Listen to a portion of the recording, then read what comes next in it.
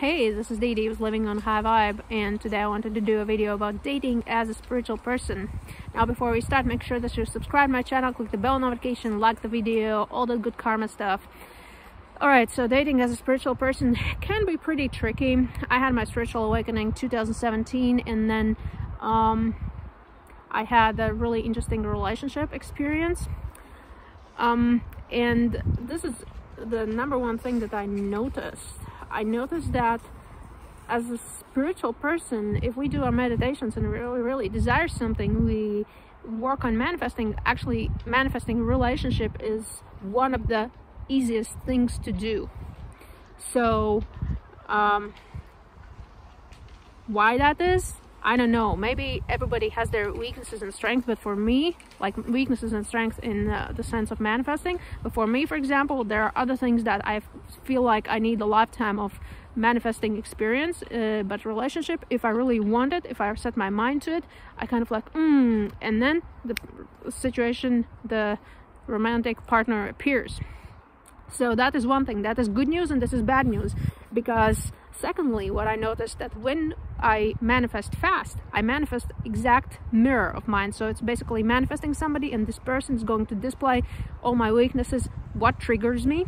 So they would trigger me emotionally, and I would need to ask myself why this is happening. And many times it's also darker traits. So basically it's they would be many times displaying what the traits you have, and that is what they're displaying. So the best way to actually attract somebody who you really want is to work on yourself, because the more you work, you do the shadow work, you get rid of the negative traits, the karma, the emotional wounds and stuff, the faster you're going to attract somebody who has also worked through these things, or is very conscious and is making great strides in working on these things.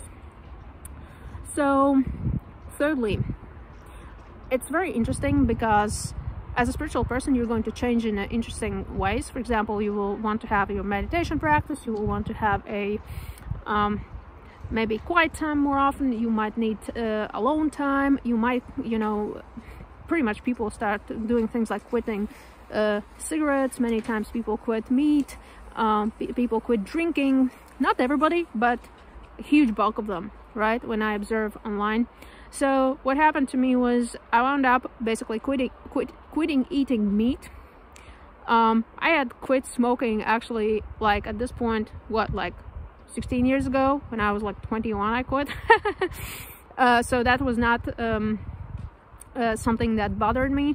And I had occasionally, if somebody smokes a joint, I would join, and then I basically quit also that, and then I quit eating meat, as I mentioned.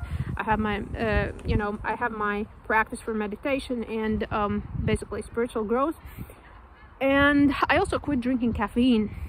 And then I was kind of like, yeah, let me just see what people are out there doing. And then I was just like, for fun, so to speak, made popcorn and sat at a computer and googled like what people are thinking, like, is this a red flag when you're not drinking? What do people, like the general population, thinks about it and stuff like that? And what do people think if you don't drink coffee? Because for me it winds up super interesting. I don't eat meat, I don't drink coffee, I don't drink alcohol, so what kind of first date is going to be that, It's kind of funny. And it was really interesting for me to find that many people, if you say I'm vegetarian or vegan, for them it's a red flag. If I say, hey, I'm not drinking, it's a red flag. If I'm not open to smoking, it's a red flag. And I'm like, yeah. So in a way, when you're dating a spiritual person, you're actually narrowing your options. But then again, it's just like you have to ask yourself what you're comfortable with. Are you comfortable as a non-smoker being with a smoker? Do you want to have somebody who smokes weed or whatever, takes, some sort of like psychedelics? Or, I mean, there are occasional, like I used to live in New York City, so there would be the occasional coke snorters. Like, do you want to have this kind of person as your partner? Or do you want to have somebody who drinks? Like, for me, for example, those are deal breakers. You say you drink, I'm like, okay, it's a deal breaker. you eat meat? Okay, I can tolerate that, because before my spiritual awakening I was eating meat, and I also was eating meat when I had a spiritual awakening and was eating beef and everything. So I cannot really judge anyone, and you cannot really win people. You cannot also have somebody, you want to save them, and then you expect them to change for you. This is not how you force spiritual awakening on others, or how you improve others. The way you improve your life and everybody else's life is letting them do what they want to do, and that's a universal principle in all relationships, and especially in romantic relationship, because then you know, you might wind up sharing the same living space, etc. So yeah, let people be themselves and be yourself. You don't have to change for anyone either, right? If you're not comfortable with something, then you should not do it. So stay true to yourself. Yes, you're narrowing your options. Yes, your new ideals or your goals might be odd, or even red flags, or people might write you off or ridicule you. Okay, whatever. So how many partners do you need? You know, one thing that people can do is just move to a different place if possible. If you're looking for a romantic partner, you likely are not married and with kids, right?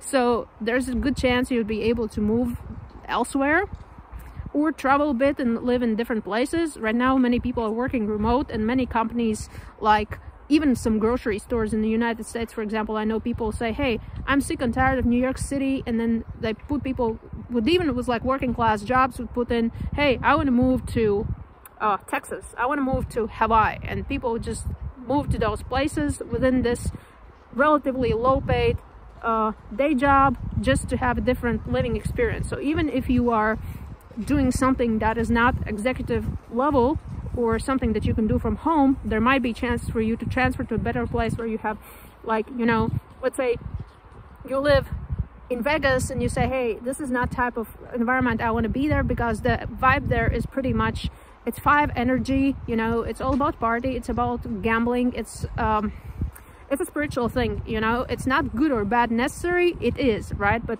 so many people, for example, would say, hey, I want to actually try out a different vibe, maybe a 7 vibe. You can look at this app when I'm talking about the vibes, like the numerology, where you can basically, each place has its own vibe depending on what's its vibe according to numerology when you run the letters into the numbers. So you might want to go to a 2 place, and then you know, you can analyze these things and you can look at them. For example, I used to live in New York, and then New York after COVID, or during the COVID, completely changed, and I'm like, yeah, now I'm in my birth country, but I'm leaving, and I'm not going back to New York. I'm moving to a different place. I'm sure that when I make videos from there, you will immediately know where it is. But there are a high percentage of people who are spiritually inclined, where I would be able to find possibly good romantic option for me. So yeah, this is pretty much what I can say. Yeah, just work on your shadow self, get rid of the bad things within you, and you will attract much better partner. So yeah, that's about all. As I said, like, share, subscribe, all the good karma stuff. I need to catch a bus because I was just skiing. Look at this. People are skiing. It's a wonderful day. It would be a sin not to go out and ski. So, but I need to catch this bus to get back home. All right. I'll see you in the next video. Cheers.